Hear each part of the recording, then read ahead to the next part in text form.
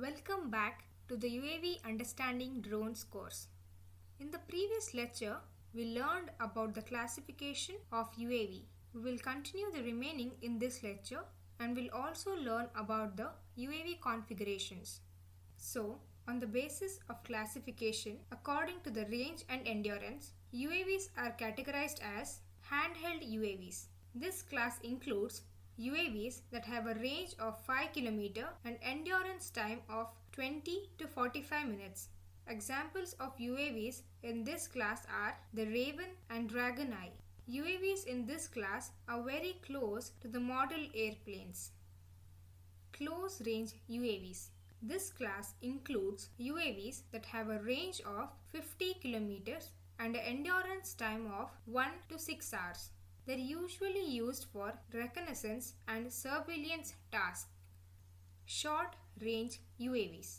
This class includes UAVs that have a range of 150 km or longer and endurance time of 8 to 12 hours. Like the close range UAV, they are mainly utilized for reconnaissance and surveillance purposes. Examples are NATO type and tactical UAVs. Mid-range UAVs. The mid-range class includes UAVs that have a super high speed and a working radius of 650 km. They are also used for reconnaissance and surveillance purposes in addition to gathering meteorological data. Example, male and hail. Endurance UAVs. The endurance class includes UAVs that have an endurance of 36 hours and a working radius of 300 kilometers.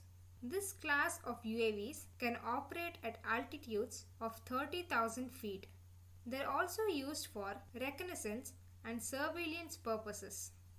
Now, let us learn about the UAV configuration. They are configured into 4 categories: fixed wing configuration, hybrid configuration, single rotor configuration, and multi-rotor configuration. These configurations include the following UAVs. In fixed wing, we have small UAV, male and hail.